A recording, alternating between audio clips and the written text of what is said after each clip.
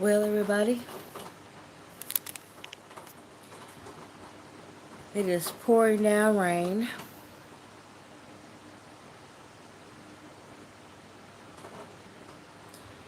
and lightning just struck and knocked out the power in the clock. It is pouring down rain.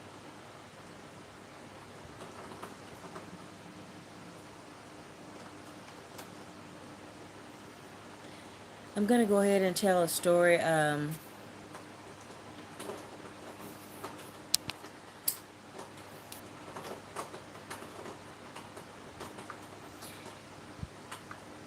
going to go ahead and tell a story that I told a long time ago about the wild bull. Y'all, it is pouring down rain here right now, and it's just God doing His work. But part of the power is knocked out, so I'm going to go ahead and tell this right now. Back when me and my sister were children, I was about 5 and my sister was about 9. And we used to go down on our farm where we had cows. Now, where we lived, we had chickens and pigs and, you know, vegetables. But then we had what was called the farm,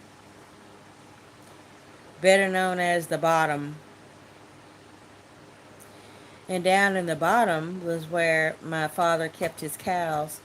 We had some horses and a couple of cows where we lived, but the rest of them were down in what we called the bottom. Y'all, it's raining so hard out here right now. I might have to close my eyes to tell this story. Because it's just really raining a lot right now. But me and my father and my family used to go down to what we call the bottom, where the most of the herd of cows was and the horses. And we went down there quite often, and I was a tomboy growing up. Like, my oldest sister was 4 years older than me. So my oldest sister was in the kitchen with my mom cooking. And I was the tomboy, and I used to do everything that my dad did. And we used to go down there to the bottom where the cows were. And that's how I learned how to drive at age 9 years old. My dad had this little bitty truck. It was called a S10, a Chevrolet S10. And it was a stick shift. And my dad would pull up to the gate. And then he would say, okay, when I open the gate, my nickname was Colt, y'all. Like a baby horse, Colt. And my dad would say, okay, Colt, when I open the gate, come on through. I was 9 years old, y'all, and I could drive that stick shift. That standard, as we called it. And I would come on through that gate. And then my dad would shut the gate so that the cows wouldn't come out. And I would drive the truck so far.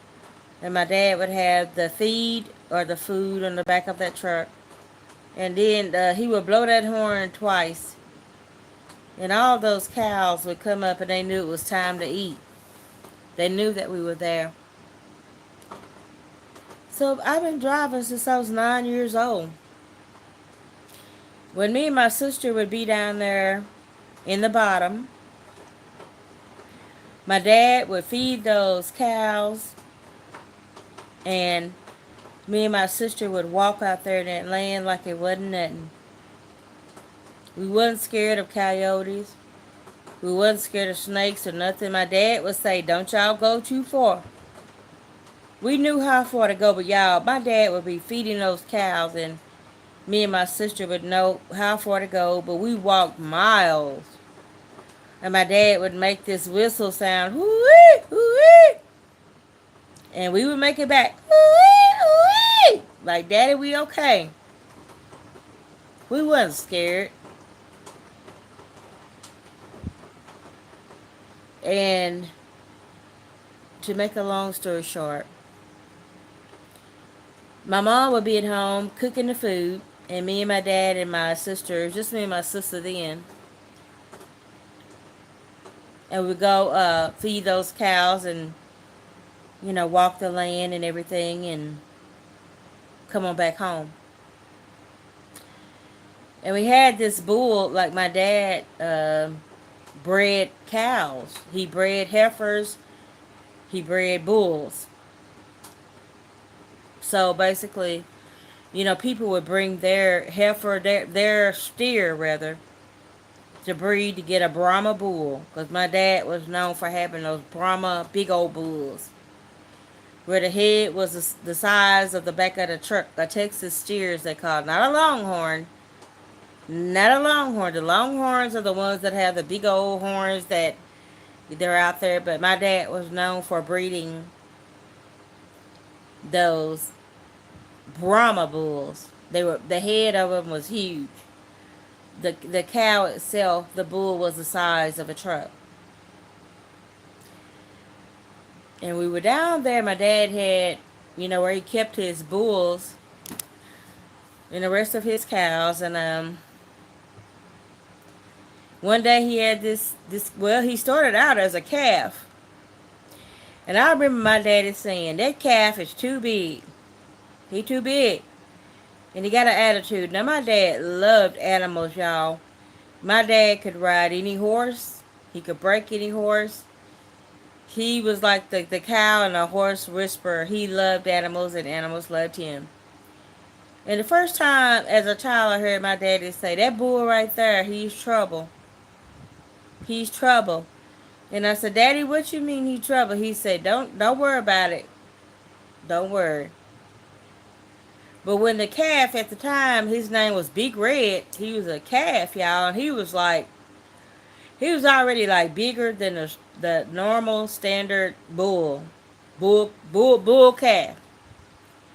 If you don't know anything about bulls, they're already big, they're solid, they're born to breed. Big Red was already the size of a standard size cow, like a daddy cow. And my dad just said, he already too big. I gotta watch him. And we would say, Daddy, what that mean? He said, don't worry about it.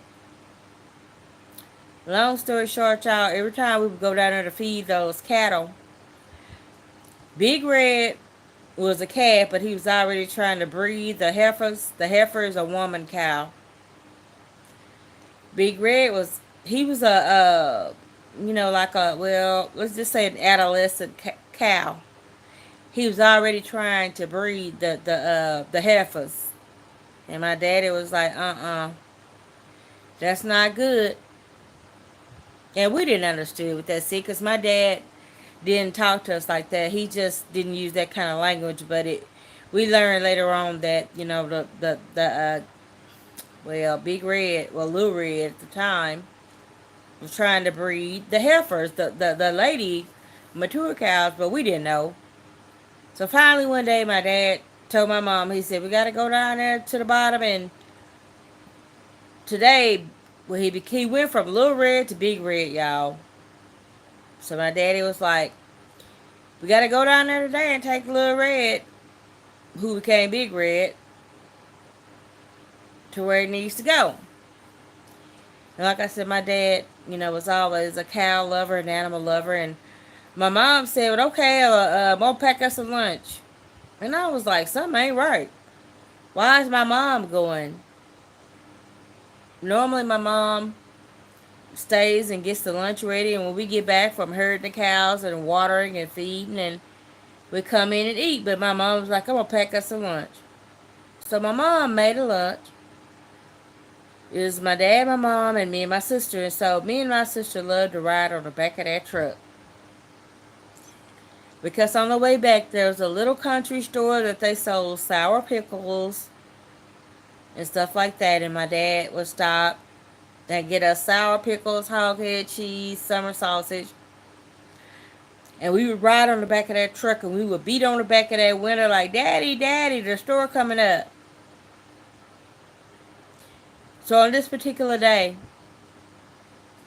my mom had packed her lunch and I'm like, why is she packing her lunch? But we didn't think nothing of it. We were kids, so we get down there to the bottom, and y'all, my dad had this little trailer. A little trailer, for no one that knows about cows or horses, it's like they call it like a transportation trailer, to where it's just big enough for 2 horses or 1 big cow to get in there.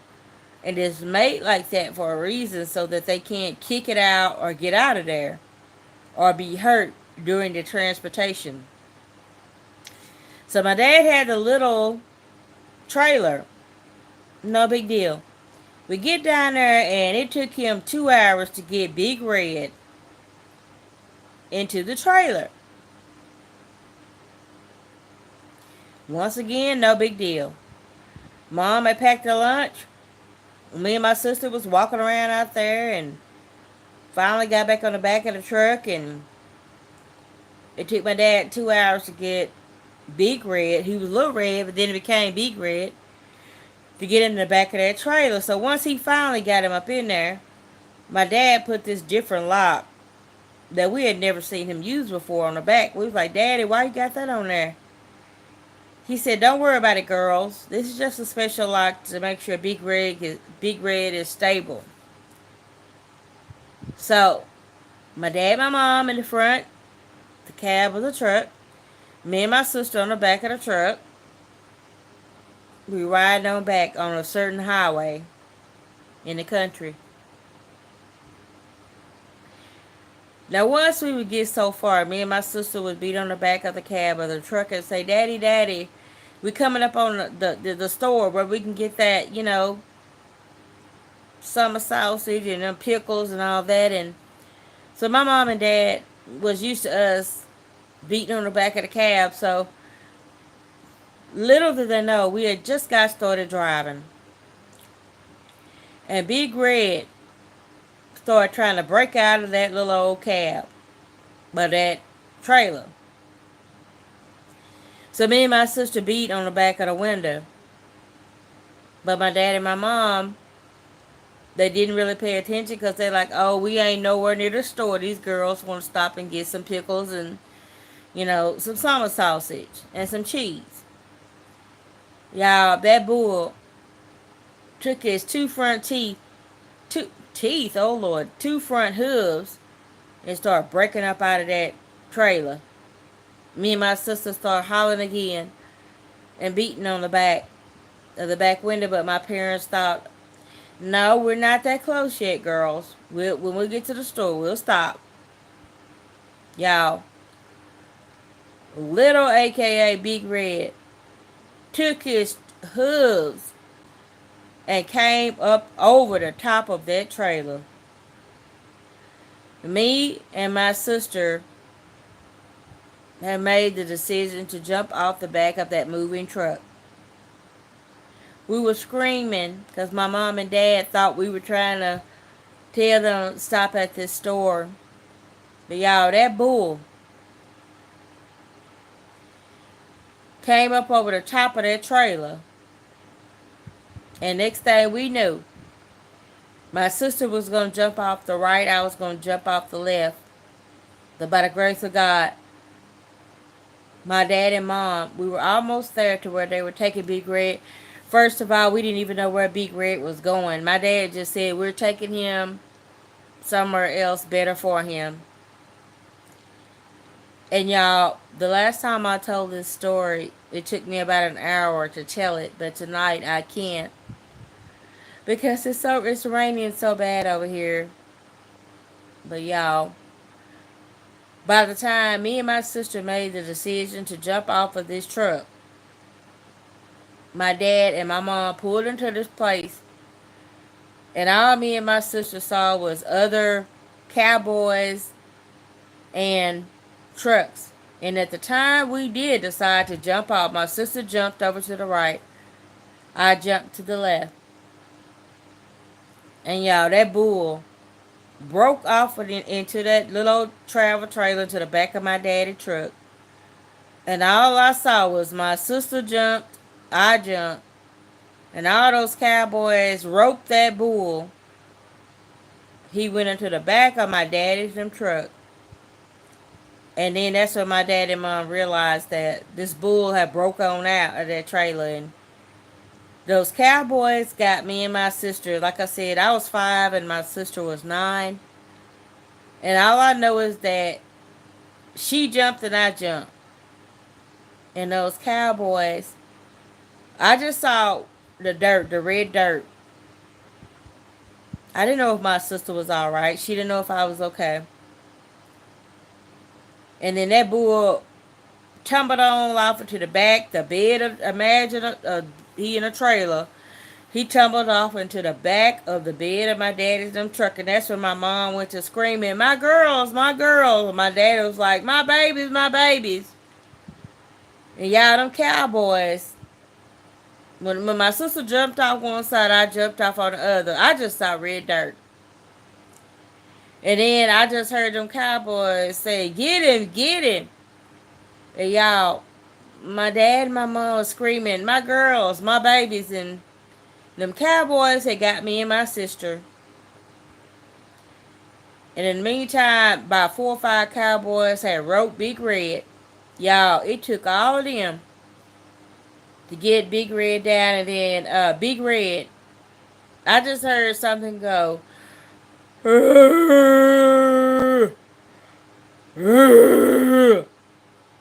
then I heard a cowboy say, it's all right now, boy, it's all right.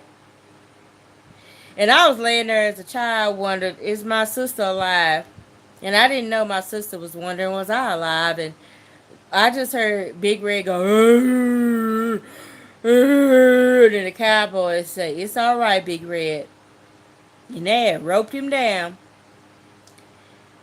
And then next thing I know, I heard something go, bam, bam, pow, pow.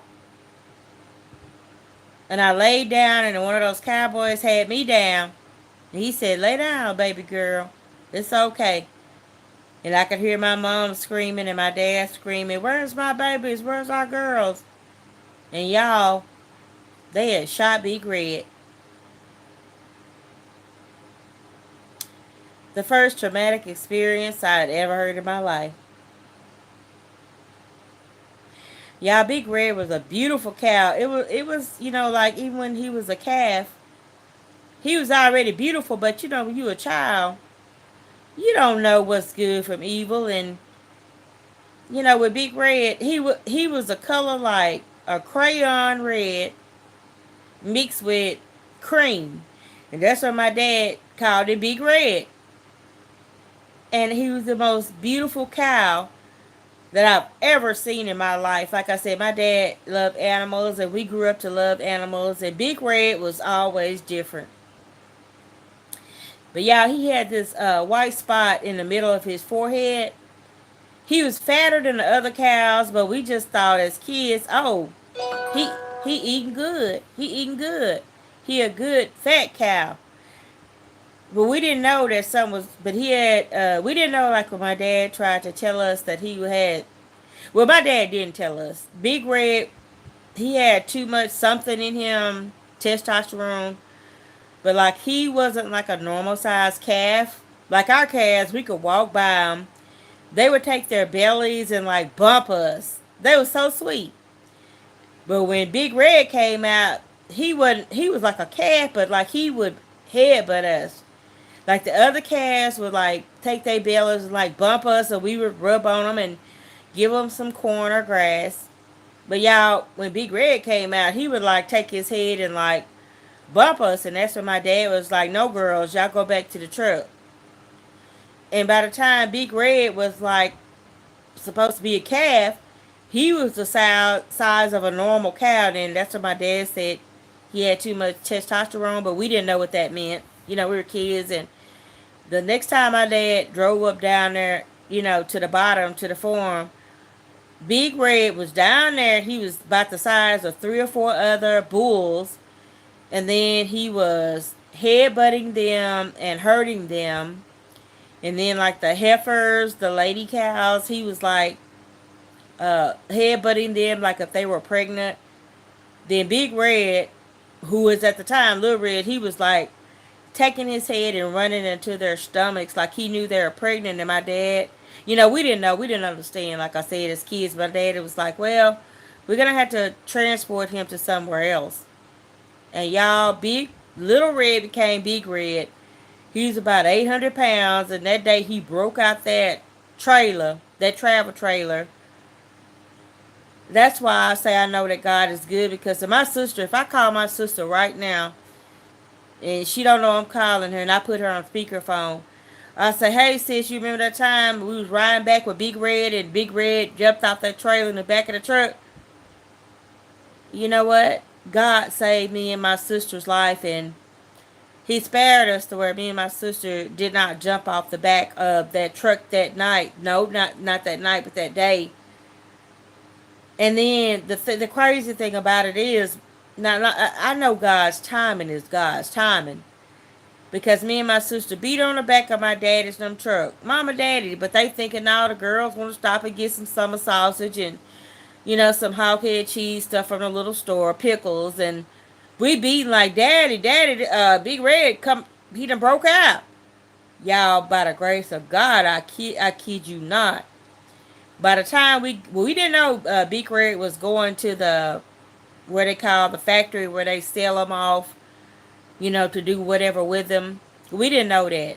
My daddy didn't tell us that because he loved animals and he didn't want to tell us. And y'all, by the time we pulled up, when me and my sister did decide to jump, thank God we wasn't out there on 155, Highway 155. My sister jumped and I jumped. That bull came onto the back of that truck, out that little travel trailer, and I just heard my daddy say, my babies and my mom was my girls, and them cowboys got us down, and they got they got Big Red, and I just heard pow pow and bam bam. And they had shot Big Red. They had to, and you know what? That's why I know God is my witness. And we love that bull. But that's why I know that God is a good God, because he's been carrying and taking care of me and my sisters and my family since, we were, young. And I remember that vividly. I've told this story before. And, before my father passed away. Now, my mom is still living. Happy birthday, Mother. She's 83 years old today, but I'll never forget that. Imagine a 5-year-old and an 8-year-old, where my sister was just turning 9, and you go through that. That's why I know that God is a good God. Because we could have been gone and perished, jumping out on that highway. And then even once we got, to where we were, my father and mother was screaming, for us, praying that we were alive, but by the grace of God, we were. But if I tell you, God always goes before. God will carry you, bless you, and stay with you. I've told this story many a time. I'll never forget it. Never forget it. And that's why I know that God is a good God, and that he does see about us even when we're young. The next story that I told was when I went to college, and I thought I was grown. And I had swore that once I leave this house, I ain't never coming back. And I ain't never going to church. And then that's a whole different story, but not tonight. I'll give you a hint though. My dad used to service our cars, so anytime we were going out to college or wherever, my dad made sure that we had oil in the car and gas in the car. And y'all, back in the country, we used to leave our cars outside with the windows down. You ready for it? The first day I went off to college, I was like, yeah, buddy. Soon as I get 30 miles out of here, I ain't looking back. I ain't never even coming back down here. I'm grown now. Well, lo and behold, guess what was riding in the back of my car? A 10-foot long grasshopper.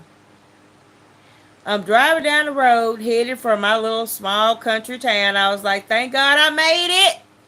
I'm out of here. I ain't never coming back. I'm grown now. And y'all, I look up in my rearview mirror and there's a 10-foot long grasshopper. Did anybody know me? I was scared of bugs. I went to screaming, pulled off to the side of the road, and jumped out the car with the car moving. True story. All I'm going to say is I jumped out with the car moving. 2 guys pulled up behind me in a truck. One guy went and jumped up in there and caught the car, got the car stopped, and I'm just pointing, grasshopper, grasshopper. Then I realized the grasshopper ain't the one to be scared of, y'all. It was 2 guys. And my dad had always told me, Colt, because that was my nickname, Colt, when you go off here, don't you stop on the road, especially for no men. Your car gassed up, you got oil in the tank. Don't you stop till you get to where you going. But y'all, when that old grasshopper was up in there, I had to pull over with that car, jumped out while it was running. 2 guys, well, one went and got the car, stopped the car, and the other one would say, where are you going? I said, I'm going to school. And then that's when I said, oh my God.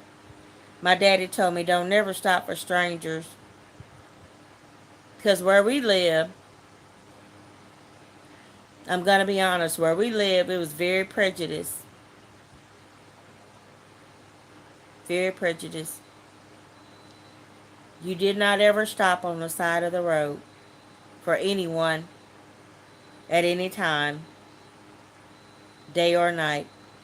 And after that grasshopper was in there and I jumped out with the car moving, and I realized, oh my God, my daddy told me don't never stop. Y'all, I was 17 years old when I went off to college. True story, I was 17 years old.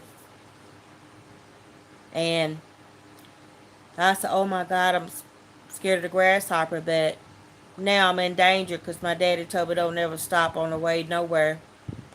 17-year-old African-American young girl on the side of the road, and by the grace of God, the one guy stopped the car, and then he got the grasshopper up out of there, and he asked me, where you going? I said, I'm going to school. He said, what school? I said, I'm going off to college. He said, what you going for? I said, because I'm going to be a teacher.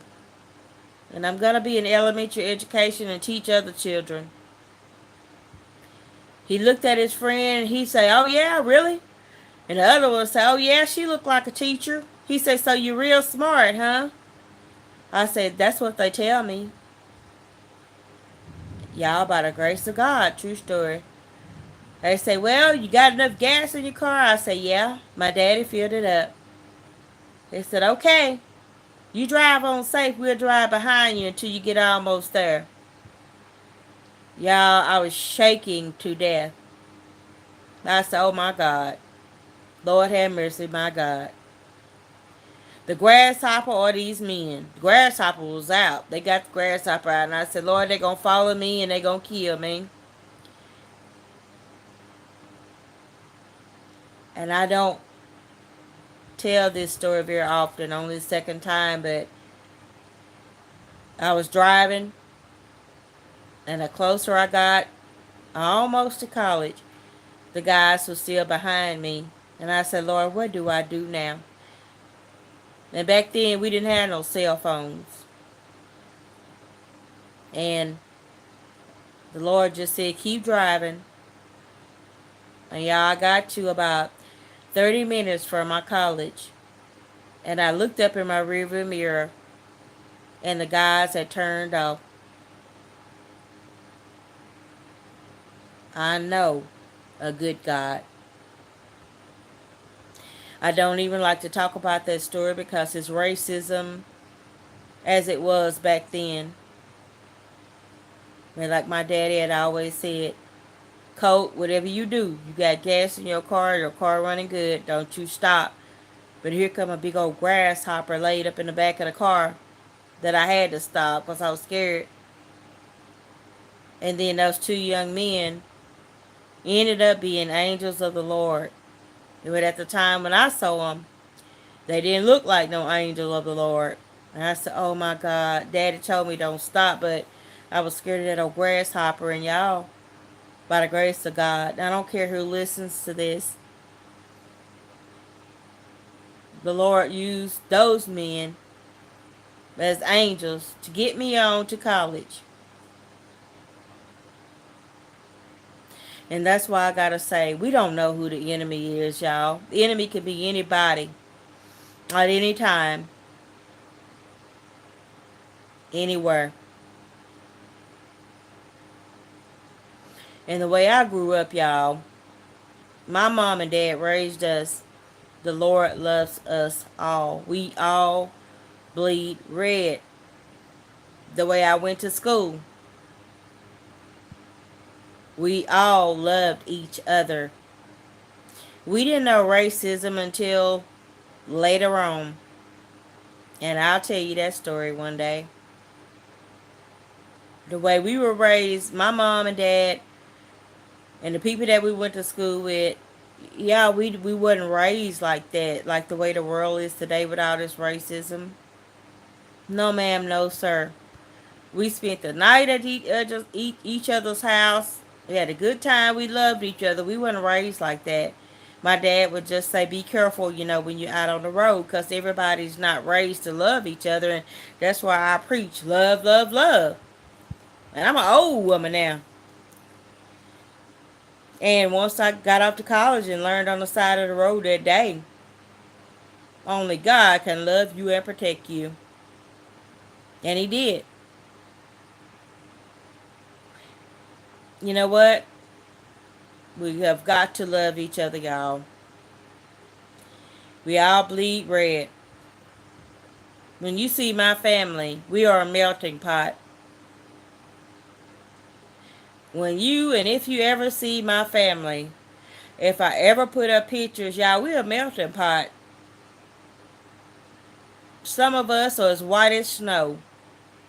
Some of us are as dark as night. Some of us in between. We are all so beautiful. Like I said, we didn't know nothing about racism or color because my parents raised us to love each other. And, where I went to school, it was a very racist city, but we didn't know that because my parents never taught us that. That's why I know God is a good God.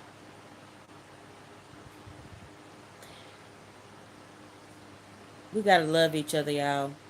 No matter what's going on in this world. The things that are going on right now with deporting people. No, ma'am, and no, sir.